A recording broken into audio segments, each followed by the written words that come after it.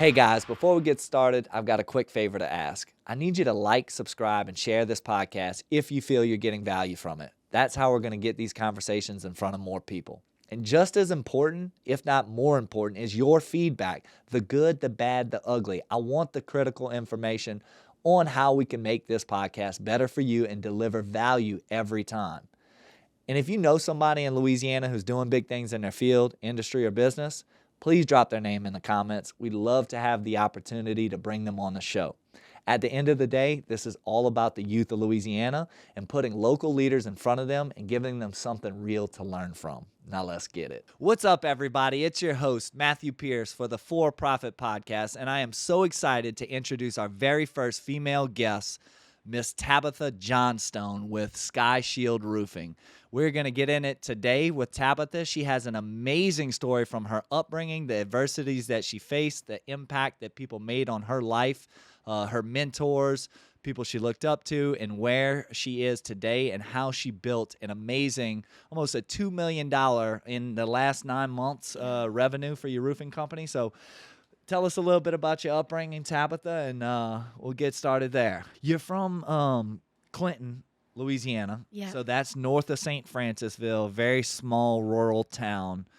Not a lot, Very not a small big town. Everybody knows everybody. Yeah. Yeah. I'm from a small town similar, Donaldsonville, but your town's probably even smaller. So tell us a little bit about like your family. How many siblings do you have? I'm one of 7. One of 7. Was homeschooled. Okay, Yep. homeschool. So really big in the church. Yeah. Yep. kind of sheltered out That's in the right. country. Yes. So what was your homeschooling experience like? I know that is very unique. Yeah, it was a little different. I didn't go to school, so I was homeschooled, but I mean, I didn't really get a really great education. Yeah. But I did learn a lot from all, like you were saying, my mentors growing up, all the jobs I had. When I graduated from homeschooling, my first job was working at the public defender's office. Okay. A lady named Rhonda Covington. Okay, Miss Rhonda Covington. Shout out Miss Rhonda. She's amazing. She was a school teacher. Then she became, she got into law, and then she became the public defender of Clinton, Louisiana. Yeah. Wow. So she works her butt off. She's awesome. Okay. She was somebody that I really looked up to. She taught me a lot of things I know today. Okay. And then she kind of geared me towards where I needed to go in my future. Now I know, from your upbringing, from the conversations we've had and getting to know you, you had some limited resources. Family didn't grow up with much. Right. Your parents did the best that they could, but the education, the homeschooling wasn't like a traditional education. You had mentioned you really struggled with reading and reading comprehension, and Right. did Miss Rhonda, she help you out with that? Oh, yeah. She helped me with so much. I didn't have any kind of computer skills either. We didn't have Wi-Fi or computers at our home. So learning that was a whole new world for me. I remember she didn't know how limited and how much I didn't know. Because normally when you think homeschoolers, you think of them being like super smart. you Yeah, know? like a little nerd sitting behind a Yeah, computer all yeah. day. So So whenever she first met me, it was like a week into working. She's like, all right, Tabitha, like after work's over, like I want to talk to you. And she pulled me aside and she was like, hey, like I've been watching you work. Like you're here every day. Like I rode a bicycle to work. Back then I was walking. So when I first got the job, I walked to work every day. And she was like, you're here every day. You're the first one here. I cleaned the office too. Like I was like, whatever I can do to make extra money. yeah. But she was like, I've noticed you're not really good with the computer. You're not really good with taking notes. Like what's going on here? And then I kind of explained to her, I was like, I didn't have a lot of education growing up. Yeah. And she was like, well, that's okay. She was like, everybody can learn as long as you're willing to learn. Yeah. And I was like, yeah, like I want to learn. It's not like I don't want to. So she would really spent her time like teaching me a lot of things.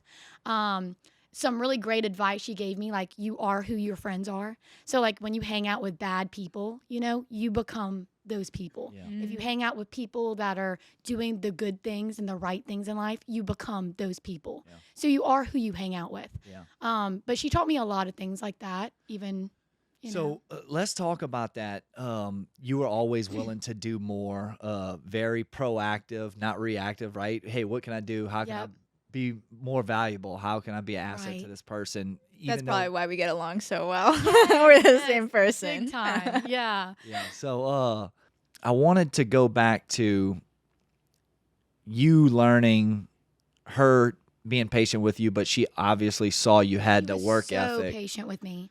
And she still paid me the same. So it Yeah. wasn't like she was like, oh my goodness, you suck. Like, you're not doing good, and just wrote me off. Yeah. No, I know where I wanted to go with this. So, being that you were one of 7 and you kind of grew up, didn't have a lot of money in your family, what made you want to be different? Because you were surrounded by people who maybe did not want more for themselves, or you looked at the life you had.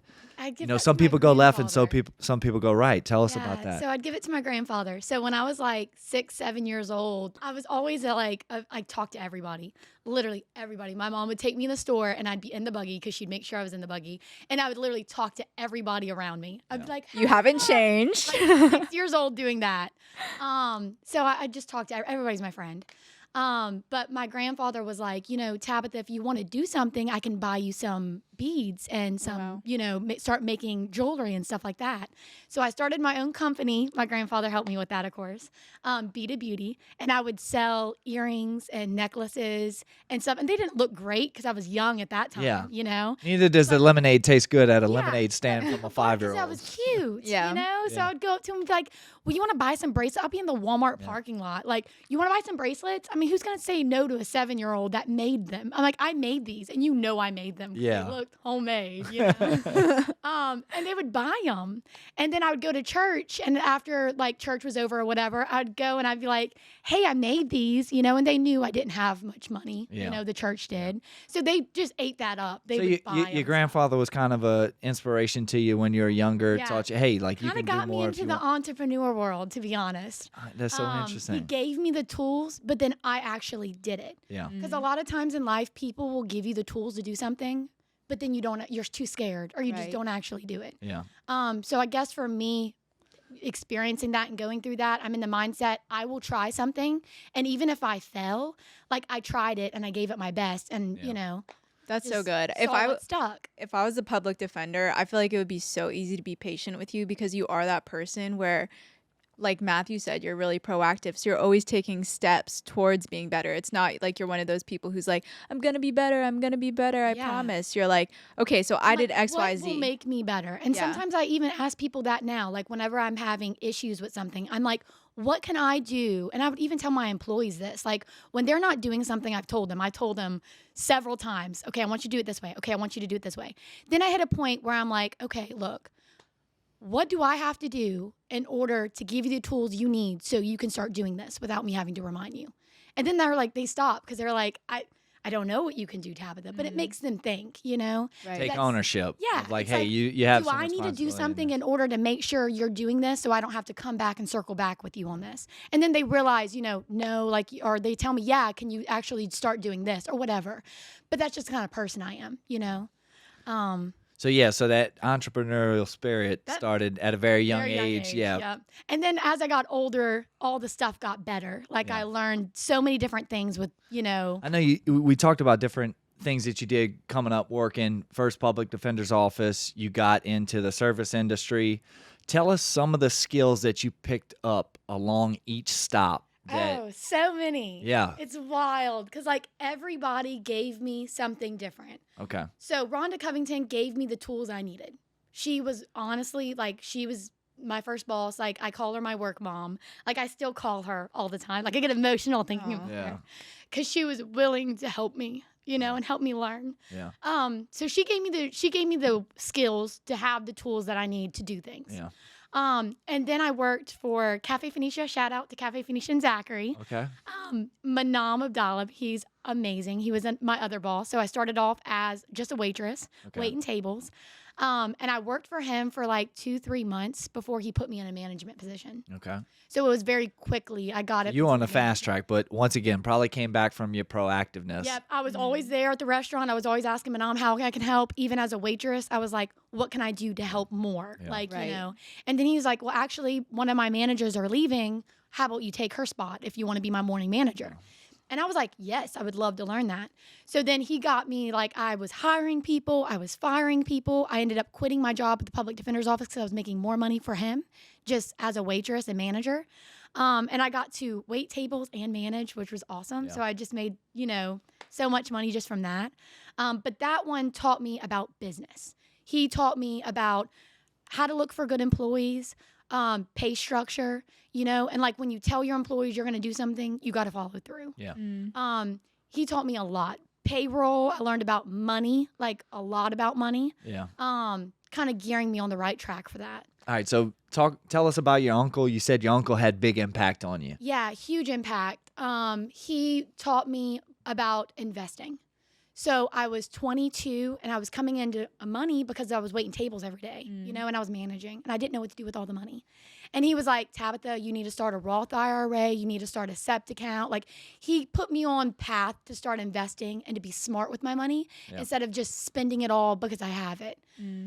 So he really taught me the basis of like saving and investing. And that's what put me where I can sit as an owner today because I can afford. Did you ever fight like the urge to like spend money or buy material things as opposed to being very conservative? Because you grew up poor. So because it can kind of send you down two different paths. It's like I want to have these nice things, or oh my gosh, I don't want to lose this money. So for me, it's like I was very like I kept my money very tight, right? Okay. Because I didn't want to have a family and not have money for my family. So I wanted to save as much money when I'm young. So then when I was older, I can invest in things so I don't have to work my whole life. Yeah. That was always my goal. Okay. So it was like all my money I would get, I would literally put in the bank because I didn't know what else to do with it. So I just like put it in the bank. So you never felt the need to like go out and splurge, or, you know, I grew up poor. I want to look rich. Or I want to look like have these nice things. That. I mean, I grew up poor. I already looked poor. I didn't care. And then also people didn't like look at me and think, oh, I don't know. It kind of gave people, they underestimated me. Yeah. You know? Just a humbleness about you. Yeah. And I mean, I learned a lot from my childhood about saving and stuff like that a little bit, you know, with the Be Beauty company. But I learned a lot from him about, you know, okay, this is what you how to make your money go to work for you. Okay. So another thing is he's in advertising. My uncle Gary. So he's actually like one of the top guys in advertising. So I learned a lot of sales from him because he's like, Tabitha, you're naturally sales given, but let's work on this. Let's work on this, you know, let's get better with this. And one night I was at the restaurant, I was managing. I was down a hostess and I was down a waitress, and I wasn't even supposed to work that night. And Manam calls me and he's like, Tabitha, like, I know you're not supposed to work tonight. You took tonight off, but like, I have to have you there. And I was like, oh my goodness. Okay, I'll do it. You know, I'm not really doing anything else. I want money. So let's go. So I was and it's Friday night. It's a mom and pop shop. So it's like very small restaurant, but like tons of people. You got to turn tables fast, very fast. And if the tables aren't turning quick enough, I got to be the one to kind of like, okay, you know, but nicely, like, you know, next. Can I get you guys dessert? We're ready to get the check. Close out, but very nice. Yeah, not politely. Not like you got to go. Nobody wants to feel rushed at a restaurant. So I was doing that. But I'm very good at it. I'm like, you know, oh, I know you want more dessert. They're like, no, we don't want any dessert. I'm like, all right, you know, and then they're like, okay, kind of their cue to like leave or whatever. And Mr. Scott and Miss Susan came into the restaurant. They're the owners of GenPro Generators, which is another shout out to the GenPro.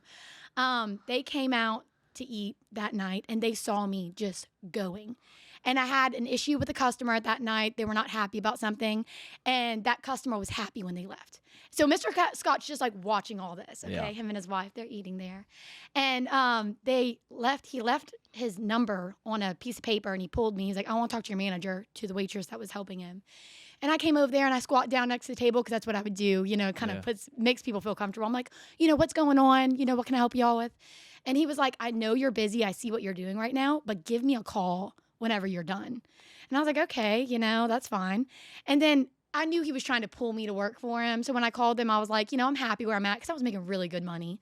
And he was like, you're going to come work for me. Like, I don't care how much that's going to be. Like, you're going to come work for me. So I kind of pushed it aside. I actually threw away his number in the trash can on accident. And goodness. One of the guys, Ricardo, he worked in the kitchen. I was like, I threw away his number. And then he was like, I'll dig through the trash and get it. So he dug through the trash to get this number for me. Oh my Yeah, someone had a crush on Tabitha. I loved him. He was so sweet. He dug through the trash to get me this number. So then I called him and I was like, you know, I'll take you up on that interview. You know, we'll see what y'all are about. So when I talked to him, I just instantly loved Mr. Scott and Miss Susan. They were just very sweet. Like they would cook for us, like very good people. Yeah, took care of the employees. Yep. He was like, I want you to be my project manager. So then I learned the side of that, being a project manager, which was like dealing with electricians, dealing with plumbers, dealing with scheduling, dealing with unhappy customers. One of their project managers were leaving, so I kind of took over that role. And it's funny because Mr. Scott was like, I never thought a woman would hold this position. I always thought it would be a man, but you did a damn good job at it. And I was like, yeah, like I try. Yeah, I think It's funny. that's something we talked about is like, guys and girls can get along in business, and women could be as successful or more successful than men in any type of business. And here you are now, and we'll eventually get to it, but you're in the construction world.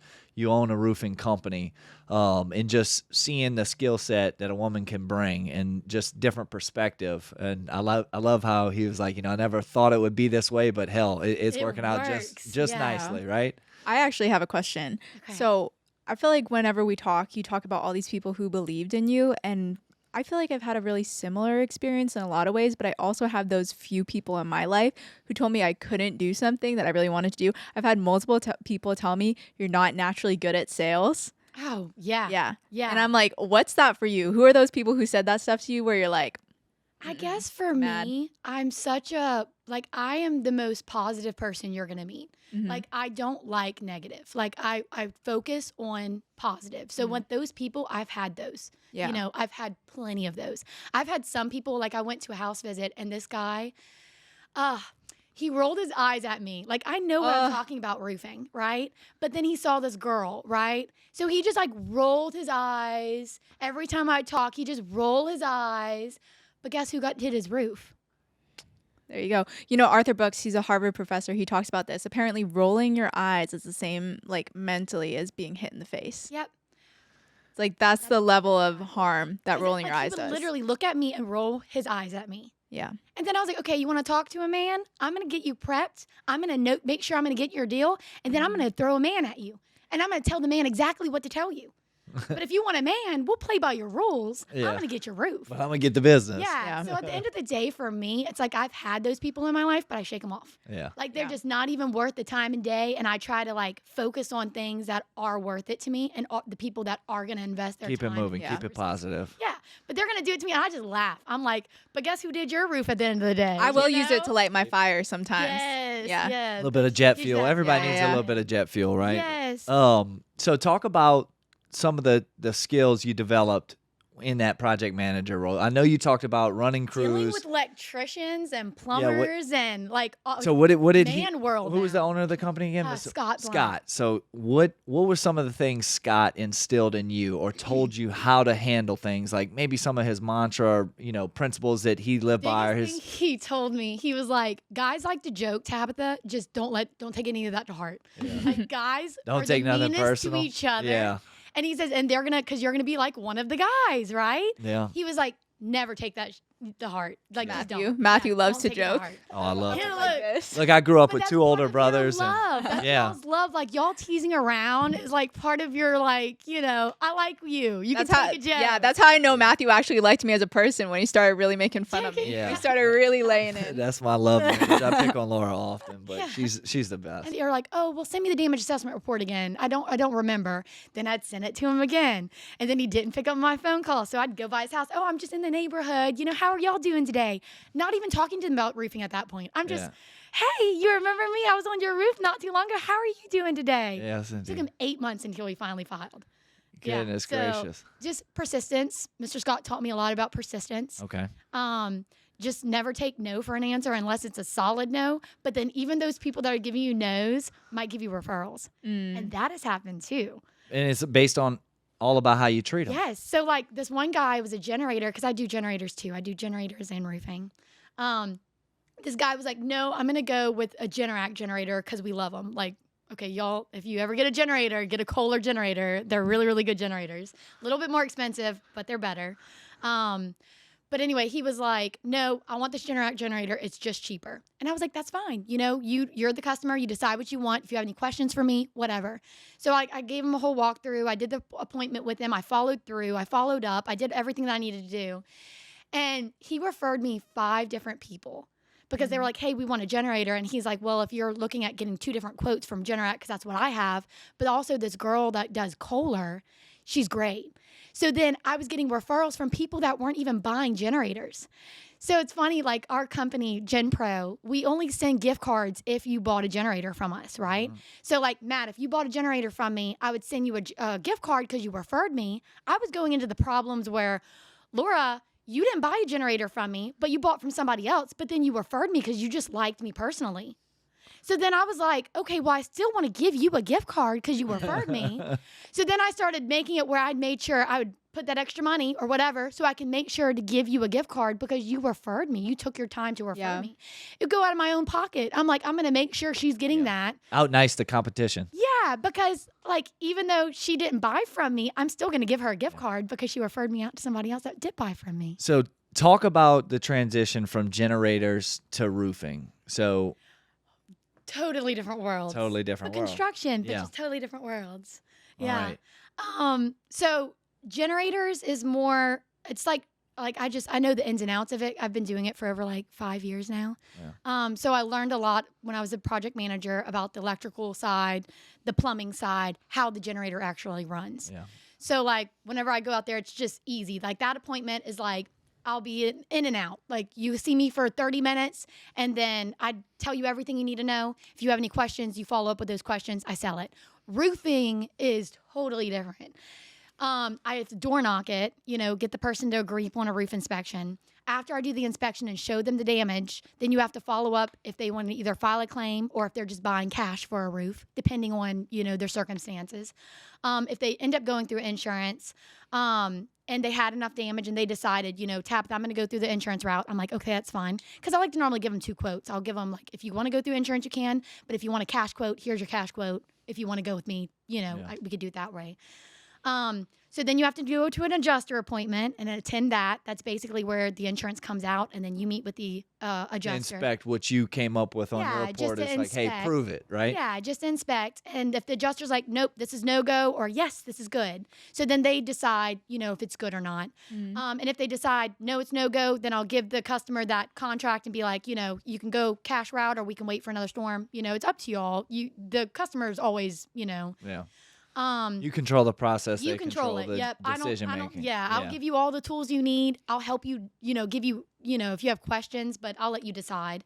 And then putting up the roof, you're there the whole day whenever they end up going forward with it and putting up the roof. So way more steps, but there's way more money versus generators. Yeah. So you worked for a company in roof sales, or you weren't in roof sales with that company. They gave you an opportunity to do sales. Tell me a little bit about that and how then you branched off to forming your own company. Yeah, I was already in sales. And I had a friend that was like, Tabitha, you're great at doing this. And I'm like, yeah, I love talking to people. My strong suit is people. And she was like, have you ever thought about roofing? And I was like, no. Maybe, I don't know. And I was like, I can't go up there and like put up a whole roof. And she was like, what about just roofing sales? And I was like, I could be interested in that. Like, put me in line with your boss. Let me talk to him. I remember he was like, the past company I was for, he was like, you were one of my longest interviews. Like, you asked me the most questions.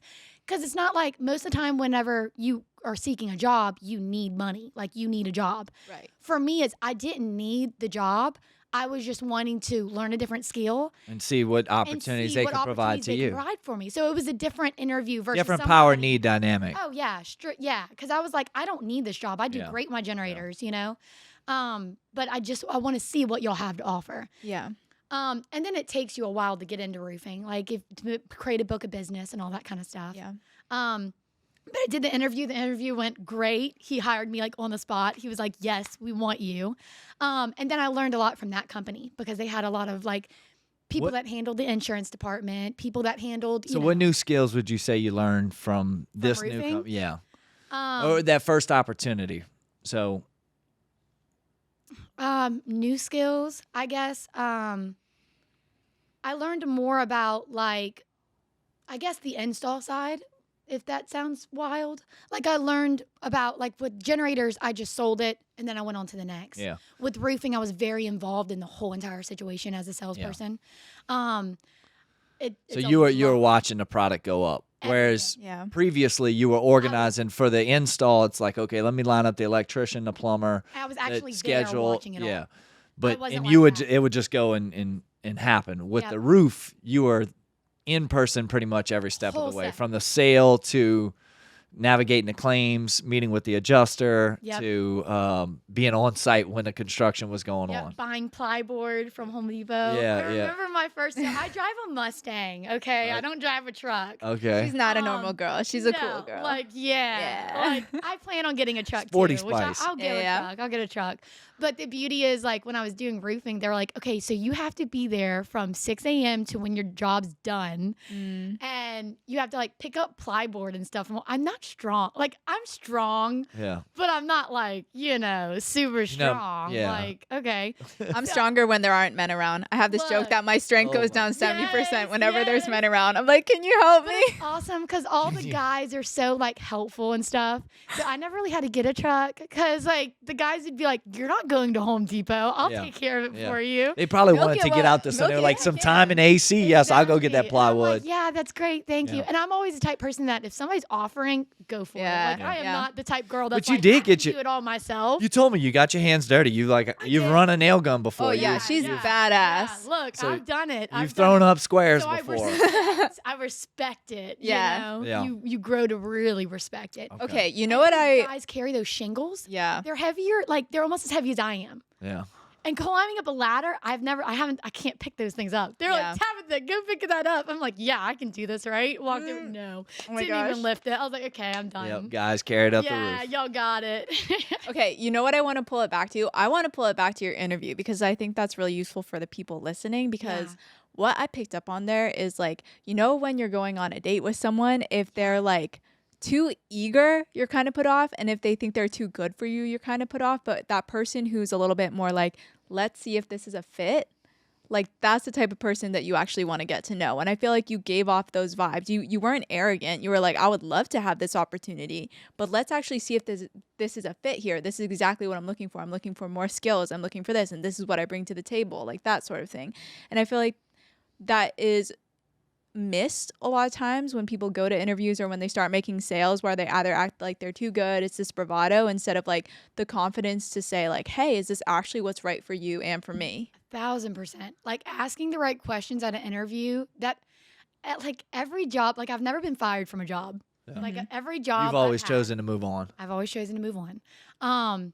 So it's like for me, like you were saying, like with the interview process, I always make a list of questions of what like I think about, okay, what questions do I need to ask? What do I need to be like attentive to? So every time I go into an interview, the worst interviews you will have is the people that are like, I don't know. Because then as an owner, like for me, certainly, like when I ask questions to somebody, I want them to be invested or like, they're super interested. The people that are like, I don't know. I mean, if you're interviewing 5 different people, I'm going to go for the person that's like asking me the questions. So that's one thing Yeah. Mr. Scott told me. Always ask a question in an interview. And for sure, we're not judging anyone who has done this. Me at 21, I think I went to interview for Toyota in the United Kingdom, something like that. I pulled an I don't know at the interview questions. Like it was in the middle of finals when I went down to this place 2 hours away to do these job interviews. I didn't prepare at all. It's my first like big job interview. And I just realized after, I was like, wow, I blew that. So that's what I wanted to bring up, how important it is to ask those questions. Huge. Certainly when you're interviewing against other people. Like if it's a big company, a big corporation, like you might have your skills and all that, but if you don't like tell them a little bit about yourself and pitch yourself, you're pitching yourself at the interview. While also taking an interest in their company and how that may Yeah. be a fit for you or Yeah, what and you're then, trying to like, develop I into. remember I asked him the percentage. So like I make 50-50 with my company, my current sales position at GenPro. So like when he was telling me like the percentages, he was like, we can offer like 30. I was like, no, that's not going to do. Like it was so funny because like I was like, no, I'm not just going to do that for 30%. Like I need a little bit more. Like but I was in a position where I can do that. But because even you when didn't need the you're not- job. You were almost interviewing them as much as they were Yeah. interviewing you. But it's funny because even when you're not in a position and you really do need a job, if you can negotiate. That's how power what works. You're gonna make. Yeah. The power need right there in the dynamic, interview. right? And if you seem needy, they're gonna be like, oh, I can give her $20 an hour, But if you're like, $20 is really not cutting it. I'm really looking for a position that's going to give me like, 25, 30, whatever the X amount is, you can really negotiate. And a lot of people don't know that either. Well, it's definitely harder to negotiate an hourly rate or a yearly salary than it is to argue, I want more commission, because that company would not have that money without you. Yeah, If you're working on exactly. commission. Like even in my marketing deals, it's always easier to negotiate, like, okay, Percentage. we can dial back the monthly, but like you're going to give us way more in commission. And normally that's an easier sell because they wouldn't have that without you. But see, I did that with Mr. Scott. Like, they Yeah. were like, I want to give you X amount. Like, I don't remember how much it was. It was something, you know. Yeah. And I was like, well, I'm already currently at Cafe Phoenicia making a lot of money, Right. you know. Like, But that's let's leverage. negotiate that. That's leverage. Yeah. But even if you're not, you can always say, you know, you can still negotiate. ju- Always negotiate. I've been Yeah. trying to interject just a simple concept is he who has, or he or she who has the most need has the least power. And if you have the least need, you have the most power. And so in that interview, you didn't need the job, so you stood in a power position. I was like, no, I'm not doing But it's that. also understanding your worth and the value that you provide. I mean, a big thing in our industry and in one of my industries for my business in real estate is, you know, I'm a realtor. I list and help people buy and sell homes, and negotiating my commission. I essentially don't negotiate my commission. My commission is what it is based on how I value myself, but I know what I'm going to provide to them. I'm going to over deliver on what I ask in fee. Right. Like, I know the lengths I'm willing to go. Just like you were like, hey, I'm already doing well here. I know what I'm about to bring to the table. I know I'm worth this. Like 30% ain't going to cut it for yeah, me. exactly. It ain't going to cut it around me. I feel like there's something to be said too, though, for people who don't yet have the skills to have the confidence. Like, they don't have enough reps yet in. Because I feel like when you started the public defender's office, Oh, you I took were. whatever. Yeah, Like, you I took was whatever. just Yeah, needing you to were go. you were There's, thankful like, to have an Yeah. opportunity. But It's you like know when to grind and know when you're like, okay, I've got something Yeah. here now. Yep.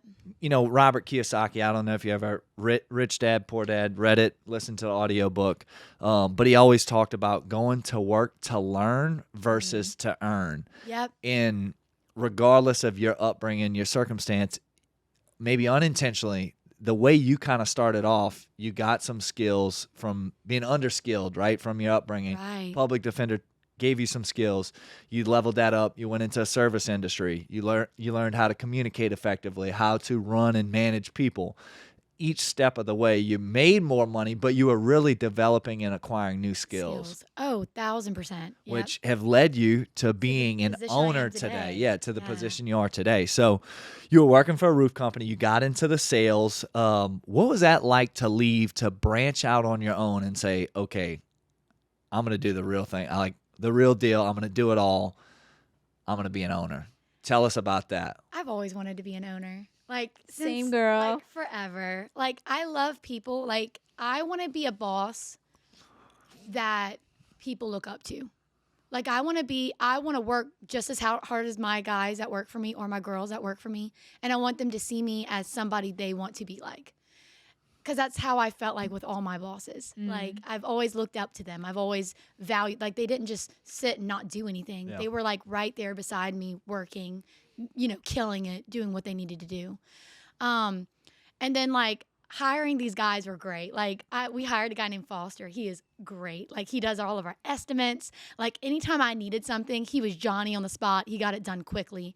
And, like, every guy that we've hired has been so, like, just beneficial for the company. You know, and Foster it also keeps- made bread for the Christmas party last week. Yes, he did. He's a great bread maker. Like, he did awesome. Like, he's just so like, okay, Tabitha, you need this. I'll make it happen, you know? And then we have a guy named Alex who is just a killer on the roofs. Like, adjusters buy his, you know, whenever he goes into... He's able to document he's correctly able to and document things correctly and also talk about, you know, the things he needs to talk about with the homeowners. Homeowners love him. So he's able just to handle things so just make proficiently. the complex simple, I'm sure. Yes. And then James, I have never met anybody that can talk more smooth than James. Like, if James had bad news to give you, he would give it to you and you think that's good news. Like, like his words, like the things he does with his words, His is delivery just and wild. Like, he door knocks and he would get so many just from door knocking, just from walking and door. I call him the walker. Like, he literally walks to a door. He can get an inspection, get him to file. Like, he's just so good and proficient at talking to people and getting people just to love him. yeah. We need to Like, clip these love and give him. this to these guys for Christmas. Yeah. To stroke all their egos. No, I love him. I love him. Then we have two new guys. We have Kyle and Matt. And, like, okay, Matt is a jokester. Like, his personality, like, he'll make anybody laugh. So I had this one customer that I have been trying to do his roof, okay? Like, my persistence, okay? I've threw almost all my sales guys at him. And I was like, literally yesterday, I'm driving the car, and I passed by this guy's house, and I'm like, look, Matt, go over there and talk to him. I'm in my car, okay, listening. He has this guy laughing so hard. And nobody can get this customer to laugh. Like, this customer is so, like, don't care. I'm good, whatever. And now he's signing a contract with him on Monday. Like, I'm like, this is the new guy. Like, I'm like, okay, Matt, like, keep it going, you know? Yes, indeed. And then Kyle is he's gonna be great. Like, he has done so many inspections. His first roof he got on, bought on the spot.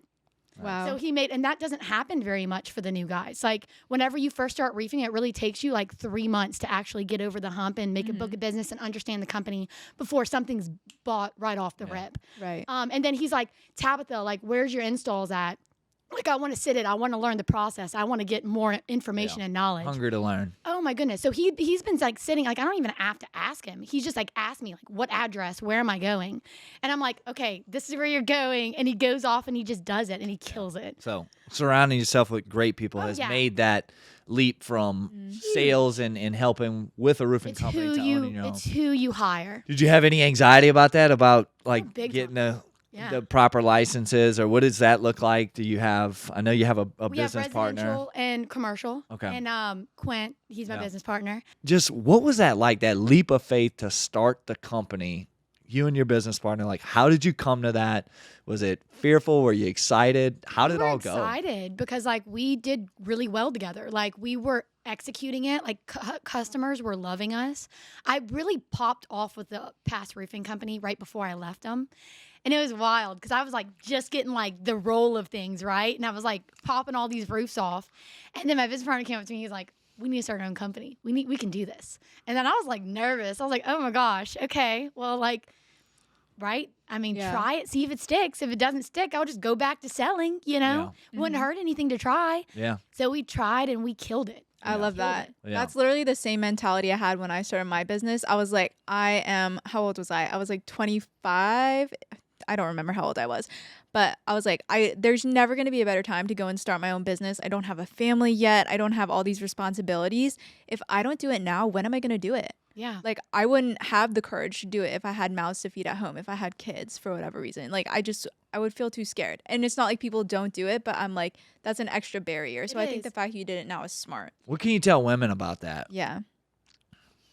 I mean, don't ever underestimate yourself. Like, the power of like learning, and you can learn anything. Like, this is a male's world. Like, basic construction is all, it is. It kind of is. I feel attacked. Like, I feel like when like people literally look at me whenever they hear I have my own roofing company and they're like, who are you married to?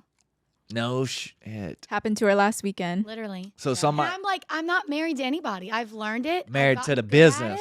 Yeah, and I am. I tell my boys that all the time. I'm like, I am married to this business right now. Yeah. And like you were saying, I don't have any kids. I don't, you know. But I think don't underestimate yourself.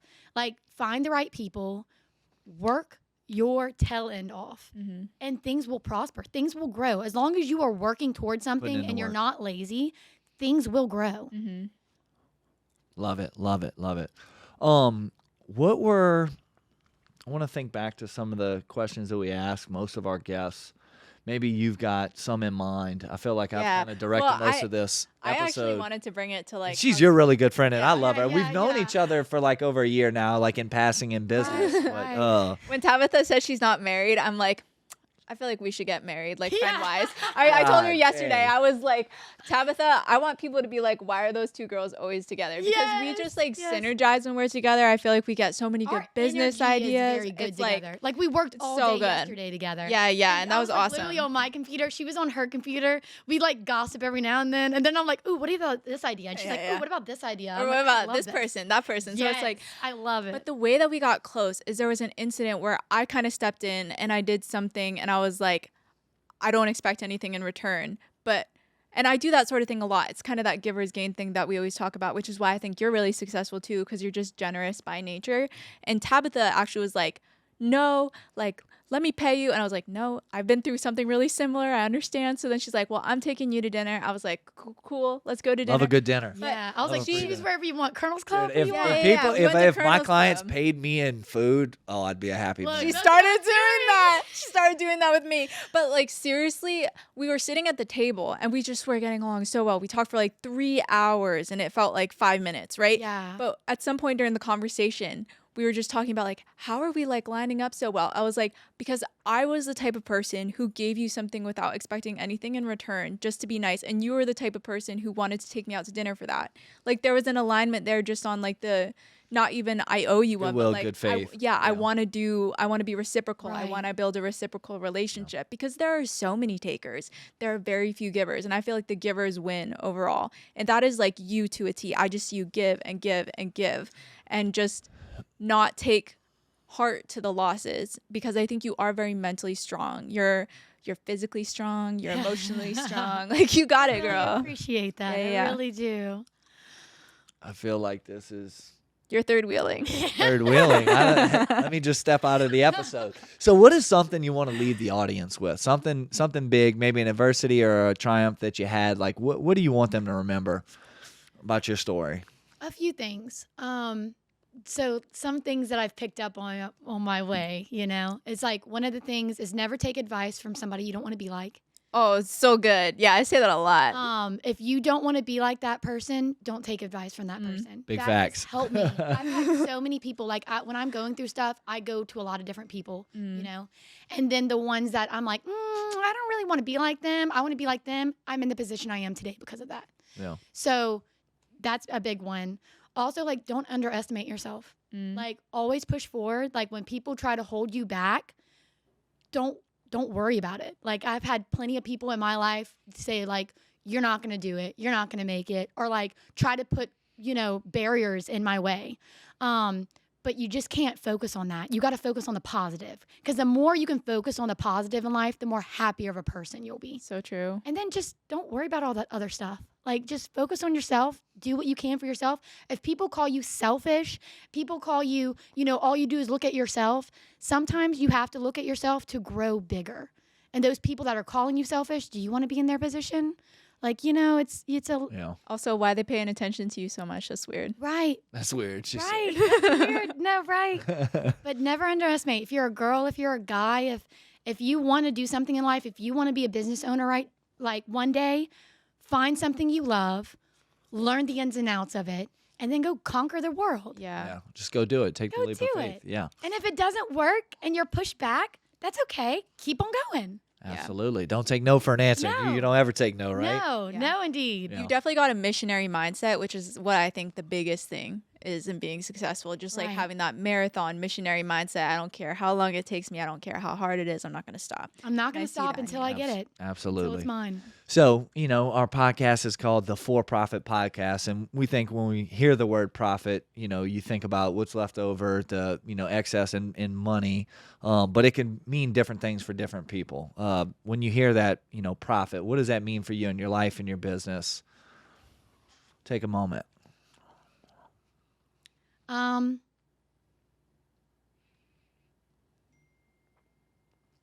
I guess to spread truth, maybe in a way. Okay. Because that's what prophets were there for, right? Okay, so you're going the biblical route. Yeah, That's what you yeah, think of. yeah. Okay. Oh, she grew up in church. Yeah, Yeah, it's a church girl. I forget. So it's to spread truth. Okay. That's how I feel about it. Yeah, and so that's what you try to do in your business. For sure. Be an honest person. I want to spread- be different than most construction companies. Like, Okay. I want to work where everybody is happy. Like, shingles came off the roof, somebody's AC got broken. Yeah. Because that happens sometime. Yeah. When you're in construction, things break.